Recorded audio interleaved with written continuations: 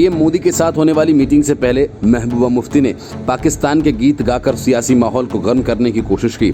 ऐसा ही उन्होंने मीटिंग के बाद भी किया और कश्मीर मामले में पाकिस्तान को भी एक पक्ष बताया और कहा कि उसके साथ बात तो होनी ही चाहिए। लेकिन महबूबा की इस पाक परस्ती की पोल तब खुल गई जब ये पता चला कि मीटिंग में उन्होंने पाकिस्तान को लेकर क्या कहा। असल में महबूबा मुफ्ती की सियासत पाकिस्तान से शुरू होकर पाकिस्तान पर ही खत्म होती है। घाटी में अलगाववादियों की हमदर्द माने जाने वाली महबूबा के दोहरे चेहरे से कांग्रेस नेता गुलाम नबी आजाद ने पर्दा उठा दिया तो पता चला कि महबूबा पाकिस्तान सिर्फ आतंकवादियों और अलगाववादियों को खुश करने के लिए कहती हैं, जबकि हकीकत कुछ और है। गुलाम नबी आजाद ने कहा कि पीएम के साथ बैठक में महबूबा मुफ्ती ने पाकिस्तान का जिक्र अंदर और बाहर अलग अलग ढंग से किया। आजाद ने बताया कि महबूबा ने मीटिंग में कहा कि हमारी पाकिस्तान से कोई हमदर्दी नहीं है, पाकिस्तान से शांति का फायदा जम्मू कश्मीर को मिलता है। मीटिंग में अंदर और बाहर अलग अलग बातें हुई। मीटिंग के अंदर कोई टकराव वाली बात नहीं हुई। जम्मू कश्मीर को लेकर प्रधानमंत्री नरेंद्र मोदी के साथ राजनीतिक नेताओं की बैठक के एक दिन बाद कांग्रेस के वरिष्ठ नेता गुलाम नबी आजाद ने कहा कि प्रधानमंत्री ने कहा मीटिंग का कोई एजेंडा नहीं है। आजाद ने कहा कि विपक्षी पार्टियों को अपनी बात रखने का मौका मिला। मीटिंग में विपक्ष के बारे में तीखी बात नहीं की गई। गुलाम नबी आजाद ने बताया कि पीएम ने कहा कि आप जो चाहे बोल सकते हैं। बैठक को लेकर सरकार का रवैया बहुत अच्छा था। 2005 से लेकर आज तक जो हुआ वो बताया गया। बैठक में कांग्रेस की तरफ से 5 बातें रखी गई। गुलाम नबी आजाद ने कहा कि अनुच्छेद 370 का मामला सुप्रीम कोर्ट में है। अनुच्छेद 370 पर चर्चा नहीं करेंगे। पूर्ण राज्य और विधानसभा चुनाव करो। आजाद ने बताया मीटिंग में सबने कहा कि जो हुआ वो हुआ। कांग्रेस की मीटिंग में 5 बातें रखने पर सहमति बनी थी। जम्मू में आधे से ज्यादा इंडस्ट्रीज बंद हो गई हैं। जम्मू का भी पर्यटन व्यवसाय खत्म हो गया। जम्मू कश्मीर को बहुत नुकसान हुआ। कश्मीरी पंडितों को वापस बसाया जाए। कश्मीरी पंडितों को वापस लाना हमारा मकसद है। राजनीति कैदियों को छोड़ देना चाहिए। प्रधानमंत्री नरेंद्र मोदी ने जम्मू कश्मीर में भविष्य की रणनीति का खाका तैयार करने के लिए केंद्र शासित प्रदेश के 14 नेताओं के साथ एक अहम बैठक की। राजधानी के 7 लोक कल्याण मार्ग स्थित प्रधानमंत्री के आधिकारिक आवास पर जारी इस बैठक में पूर्ववर्ती राज्य जम्मू कश्मीर के 4 पूर्व मुख्यमंत्रियों और 4 पूर्व उप मुख्यमंत्री शामिल हुए। इन नेताओं में नेशनल कॉन्फ्रेंस के संरक्षक फारूक अब्दुल्ला, पूर्व मुख्यमंत्री उमर अब्दुल्ला, पीडीपी की अध्यक्षा और पूर्व मुख्यमंत्री महबूबा मुफ्ती, पूर्व केंद्रीय मंत्री गुलाम नबी आजाद, पूर्व उप मुख्यमंत्री ताराचंद, प्रदेश कांग्रेस अध्यक्ष गुलाम अहमद मीर प्रमुख थे। Report news of India. करीब 10 बार मालिकों के 3 महीने में 4 करोड़ की वसूली अनिल देशमुख ने की। इस बात के सबूत मिलते ही प्रवर्तन निदेशालय यानी ईडी ने एक बार फिर अनिल देशमुख के नागपुर और मुंबई के ठिकानों पर छापेमारी की। ईडी ने देशमुख के पीए और पीएस संजीव पलाड़े और कुंदन शिंदे के आवास पर भी छापा मारा और दोनों को गिरफ्तार कर लिया। अनिल देशमुख वसूली की आंच अजीत पवार और अनिल परब को भी झुलसाने लगी है। प्रदेश बीजेपी ने अजीत पवार और उद्धव ठाकरे के करीबी अनिल परब के खिलाफ मोर्चा खोल दिया तो शरद पवार को इस बात का डर सताने लगा कि 100 करोड़ की वसूली के मामले में कहीं उनकी छवि पर दाग न लग जाए और इसी वजह से शरद पवार ने अपनी भड़ास ईडी और केंद्र सरकार पर निकाली। एनसीपी प्रमुख शरद पवार ने कहा कि अनिल देशमुख को हताशा के चलते परेशान करने का प्रयास किया जा रहा है क्योंकि उनके और उनके परिवार के खिलाफ जांच में कुछ भी सामने नहीं आया। प्रवर्तन निदेशालय ने देशमुख की संपत्तियों पर छापेमारी की। ईडी ने शुक्रवार को देशमुख के नागपुर और मुंबई स्थित आवासों पर छापेमारी की। मुंबई के पूर्व पुलिस आयुक्त परमबीर सिंह द्वारा लगाए गए भ्रष्टाचार के आरोपों के बाद एनसीपी नेता देशमुख ने महाराष्ट्र के गृहमंत्री पद से इस्तीफा दे दिया था। इतना ही नहीं, एंटीलिया और मनसुखेर मामले में गिरफ्तार सचिन बझे ने देशमुख पर ये भी आरोप लगाए थे कि उन्हें फिर से पुलिस फोर्स में भर्ती करने के लिए देशमुख ने शरद पवार का नाम लेकर 2 करोड़ रुपए की मांग रखी थी। बजे के मुताबिक तब देशमुख ने कहा था कि पवार साहब उनकी नियुक्ति के खिलाफ है, लेकिन वे अगर 2 करोड़ रुपए दे दें तो फिर वे पवार से बात करेंगे। अब जब बार मालिकों से करोड़ों की वसूली के सबूत मिले तो वजह के आरोपों में दम निकला। शरद पवार को इन्हीं बातों का डर सता रहा है और इसी वजह से पवार ने कहा पहले कुछ एजेंसीज ने उनके बेटे के कारोबार पर ध्यान दिया था, जहां तक मुझे पता है उन्हें कुछ नहीं मिला। इसलिए हताशा में वे कोशिश की जा रही है कि क्या अनिल देशमुख को किसी अन्य तरीके से परेशान किया जा सकता है। ये सभी चीजें हमारे लिए नई नहीं हैं। अनिल देशमुख ऐसी कार्रवाई का सामना करने वाले पहले नहीं हैं। सत्ता में रहने वालों ने सत्ता के इस्तेमाल का एक नया चलन दिखाया। अब उस मुद्दे पर बात करने की जरूरत नहीं है, हम इसके बारे में बिल्कुल भी चिंतित नहीं हैं। प्रदेश बीजेपी द्वारा उप मुख्यमंत्री अजीत पवार और शिवसेना मंत्री अनिल परब के खिलाफ सीबीआई जांच की मांग का प्रस्ताव पारित किए जाने के बारे में पूछे जाने पर पवार ने कहा कि ये अनोखी बात है। पवार ने कहा कि एक राष्ट्रीय दल द्वारा किसी विपक्षी दल के नेताओं के खिलाफ जांच की मांग का प्रस्ताव पारित कराना कभी सुना नहीं गया। चंद्रकांत पाटिल ने कई उपलब्धियां हासिल की हैं। वे ऐसे काम कर सकते हैं जिसके बारे में अभी तक देखा या सुना नहीं गया है, इसलिए हमें आश्चर्य नहीं है। पवार एक कार्यक्रम के बाद बोल रहे थे जहां पूर्व केंद्रीय मंत्री सुबोध मोहिते अपने समर्थकों के साथ एनसीपी में शामिल हुए। मोहिते इससे पहले कई अन्य पार्टियों में रह चुके हैं। Report news of India. Lok Sabha चुनावों के ठीक पहले ममता बनर्जी को ये सपना आया था कि वो रातों रात पीएम बन सकती हैं। आखिर ममता बनर्जी को पीएम बनने का सपना देखने की आजादी है। सो उन्होंने सपना देखा और हकीकत में बदलने के लिए अन्ना हजारे को बुलाया। उन्हें दिल्ली बुलाया गया। ममता बंगाल से 2-4 हजार चमचों के साथ आई। सोचा दिल्ली में मजमा जमेगा तो पूरा देश देखेगा और पूरे देश की वो नेता बन जाएंगी। लेकिन ममता के सपनों की रैली हुई ही नहीं। ममता होटल में बैठकर भीड़ का इंतजार करती रहीं, लेकिन साथ आए 2 से 3 हजार से ज्यादा लोग जुटे नहीं। शर्म से गर्दन झुकाए ममता बनर्जी लौट गईं। अब एक बार फिर से ममता बनर्जी को वही सपना दिखने लगा है। शरद पवार को मोहरा बनाकर विपक्षी दलों को टटोला तो कुछ हाथ नहीं आया, तो अब ममता बनर्जी ने अपना पैतरा बदल लिया। ममता बनर्जी को महबूबा मुफ्ती का अंदाज पसंद आने लगा।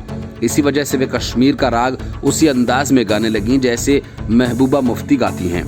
बंगाल चुनाव में बीजेपी को शिकस्त देने के बाद ममता बनर्जी अब लोकसभा चुनाव 2024 की तैयारी में जुट गई हैं। इसी वजह से सीएम बनर्जी ने जम्मू कश्मीर से 370 हटाए जाने को कश्मीरियों से उनकी आजादी छीनना करार दिया। ममता बनर्जी ने कहा कि मोदी सरकार ने जम्मू कश्मीर से आर्टिकल 370 हटाकर देश की बदनामी कराई है। इस फैसले से देश को कोई लाभ नहीं हुआ। पश्चिम बंगाल के मुख्यमंत्री ममता बनर्जी ने दावा किया कि केंद्र सरकार द्वारा जम्मू कश्मीर का पूर्ण राज्य का दर्जा समाप्त किए जाने से देश उसी तरह शर्मसार हुआ जिस तरह कोविड-19 के टीकों के मुद्दे पर हुआ है। बनर्जी ने जम्मू कश्मीर के अनेक राजनीतिक दलों के नेताओं की नई दिल्ली में प्रधानमंत्री नरेंद्र मोदी के साथ बैठक की पृष्ठभूमि में यह बयान दिया।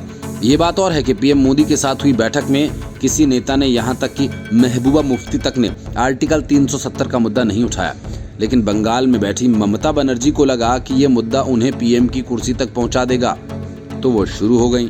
उन्होंने कहा कि जम्मू कश्मीर का पूर्ण राज्य का दर्जा समाप्त करने और उसका विभाजन करने से देश को किसी भी तरह मदद नहीं मिली। केंद्र सरकार ने 5 अगस्त 2019 को अनुच्छेद 370 के तहत जम्मू कश्मीर को प्राप्त विशेष दर्जे को समाप्त कर दिया था और उसे 2 केंद्र शासित प्रदेशों जम्मू कश्मीर एवं लद्दाख में विभाजित कर दिया था। बनर्जी ने कहा कि पूर्ण राज्य का दर्जा समाप्त करने की क्या जरूरत थी, इससे देश को बिल्कुल भी मदद नहीं मिली। पिछले 2 साल से पर्यटक कश्मीर नहीं जा सकते हैं, ये देश की प्रतिष्ठा का प्रश्न बन गया है। उन्होंने कहा वहाँ निरंकुशता ने देश को बहुत बदनाम कराया है, जिस तरह कोविड के टीकों ने कराया।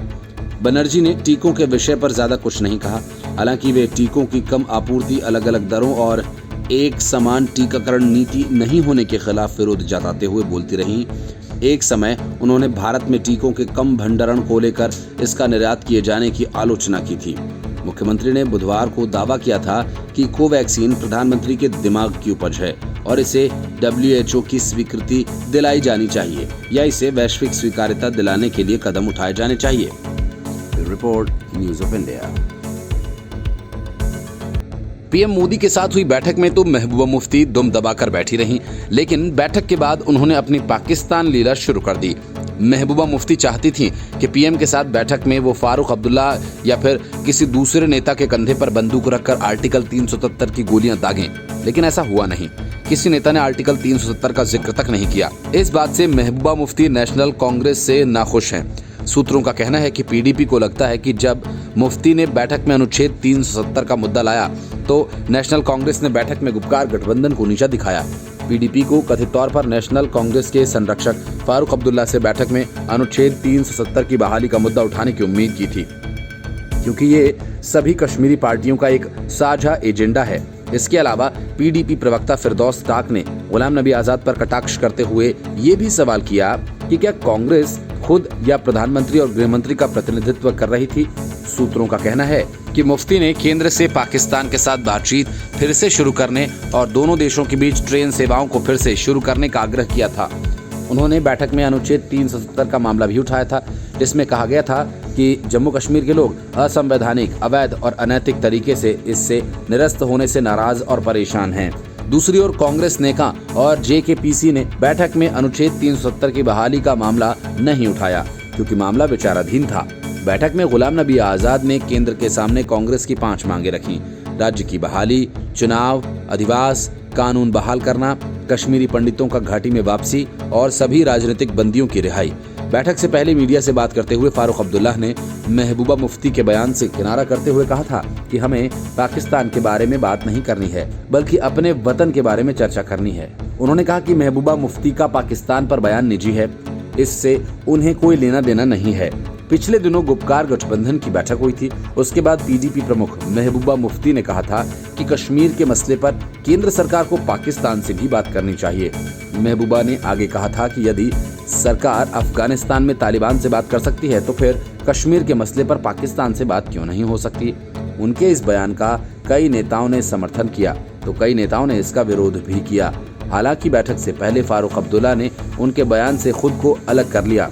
फारूक ने साफ तौर पर कहा कि वे पीएम मोदी और गृह मंत्री अमित शाह से जम्मू कश्मीर में अमन लाने की बात करेंगे। डोगरा फ्रंट नाम के संगठन की अगुवाई में लोग सड़कों पर उतरे और महबूबा मुफ्ती को जेल भेजने की मांग की। Bureau report, times of India. संगठित रूप से हफ्ता वसूली में लगी महाराष्ट्र की 3 पार्टियों वाली जुगाड़ की सरकार को बीजेपी ने मुश्किल में डाल दिया।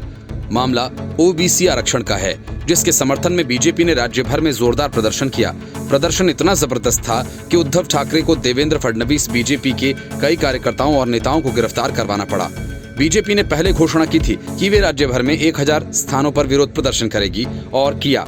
विधानसभा में विपक्ष के नेता देवेंद्र फडणवीस ने अपने गृह जिले नागपुर में विरोध प्रदर्शन में हिस्सा लिया, जबकि विधान परिषद में विपक्ष के नेता प्रवीण दारेकर ठाणे में प्रदर्शन में शामिल हुए।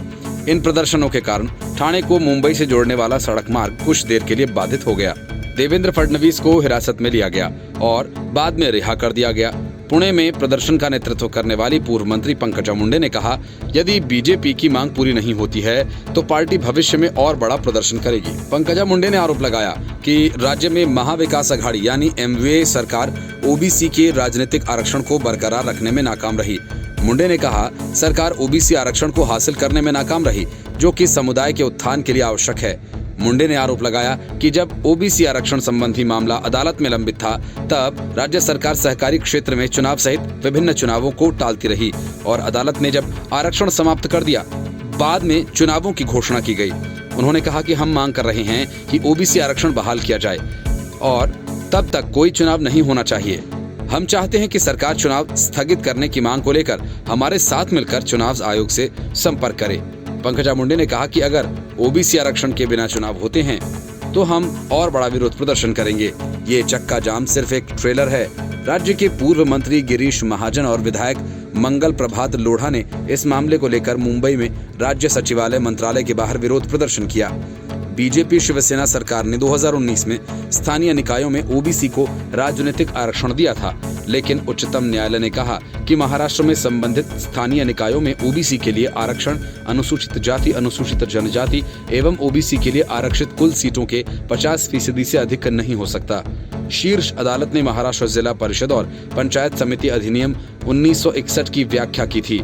सुप्रीम कोर्ट ने ओबीसी के लिए संबंधित स्थानीय निकायों में सीटों का आरक्षण प्रदान करने की सीमा से संबंधित राज्य चुनाव आयोग की वर्ष 2018 और 2020 में जारी अधिसूचनाओं को रद्द कर दिया था। बीजेपी का आरोप है, एमवीए सरकार की निष्क्रियता के कारण ये आरक्षण रद्द हुआ। राज्य निर्वाचन आयोग ने धुले, नंदुरबार, वाशिम, अकोला, नागपुर जिलों में उपचुनावों की घोषणा की है और जिला परिषद की 85 सीटों और 144 पंचायत समिति सीटों पर चुनाव होने जा रहे हैं। बीजेपी ने शुक्रवार को मांग की कि राज्य सरकार उच्चतम न्यायालय का तत्काल रुख कर 5 जिलों के लिए जिला परिषद उपचुनाव स्थगित करने का अनुरोध करे। Bureau report, times of India. कभी सोनिया गांधी तो कभी खालिस्तान समर्थकों तो कभी ममता बनर्जी के इशारे पर दिल्ली की सीमाओं पर उछल कूद मना रहे राकेश टिकैत अब अंतर्राष्ट्रीय विषयों पर अपनी ज्ञान बांटने लगे हैं। अर्थव्यवस्था से लेकर देश की दूसरी और समस्या पर अपना ज्ञान बांटने के बाद राकेश टिकैत अब आर्टिकल 370 और कश्मीर के मुद्दे पर भी आ गए। राकेश टिकैत का कहना है कि कश्मीर से आर्टिकल 370 हटाए जाने के बाद से वहां के किसान परेशान हैं। पता नहीं कश्मीर के किसानों की समस्या का राकेश टिकैत को कैसे एहसास हो गया। असल में ममता बनर्जी के इशारों पर इन दिनों चल रहे राकेश टिकैत को लगने लगा कि वो भी बड़े नेता बन सकते हैं, इसीलिए मौका भी था और दस्तूर भी। टिकैत ने कश्मीर को लेकर भी बोलना शुरू कर दिया। टिकैत ने कहा कि घाटी में केवल कुछ प्राइवेट कंपनियों को ही फायदा हो रहा है और जो किसान विरोध कर रहे हैं उन्हें आतंकी बताया जा रहा है। अपने बयान को लेकर Rakesh Tikait social media users के निशाने पर आ गए हैं। राकेश टिकैत यहीं नहीं रुके, उन्होंने प्रधानमंत्री नरेंद्र मोदी की सर्वदलीय बैठक को लेकर भी तंज कसा। उन्होंने कहा कि गर्मी का मौसम है तो कश्मीर दिख रहा है। सवाल उठा कि 370 हटाए जाने का भारतीय किसानों की समस्या से क्या लेना देना है, लेकिन टिकैत सिर्फ अपने दूषित और बीमार विचारों को फैला रहे हैं। राकेश टिकैत ने कहा कि आर्टिकल 370 हटाने का फैसला सही है, लेकिन वहां के किसानों को, आम जनता को नुकसान हुआ है, क्योंकि 370 हटाए जाने के बाद उन्हें पैकेज भी नहीं मिल रहा है।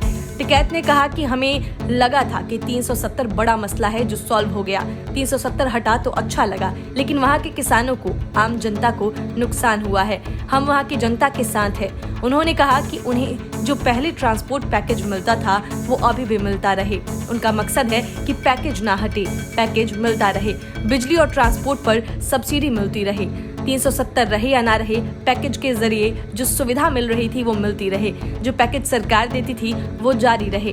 टिकैत ने आगे कहा कि सोचा नहीं था कि आजाद देश में किसानों को आंदोलन करना पड़ेगा। हमने दोबारा बातचीत के लिए सरकार को चिट्ठी लिखी थी। उनका जवाब आया कि कानून वापस नहीं होगा, बात कर लो। उन्होंने कहा कि गतिरोध खत्म होता नजर नहीं आ रहा है।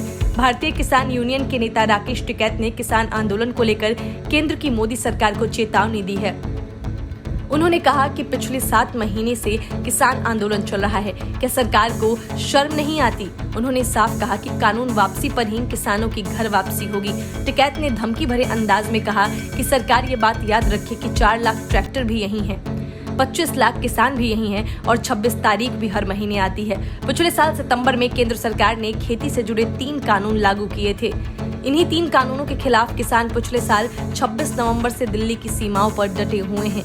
किसान और सरकार के बीच 11 बार बातचीत भी हो चुकी है, लेकिन कोई सहमति नहीं बनी। किसान चाहते हैं कि सरकार तीनों कानूनों को रद्द करे और MSP पर गारंटी कानून लेकर आए, लेकिन सरकार का कहना है कि वह कानूनों को वापस नहीं ले सकती। अगर किसान चाहते हैं तो उनके हिसाब से इसमें संशोधन किए जा सकते हैं। Bureau report, news of India.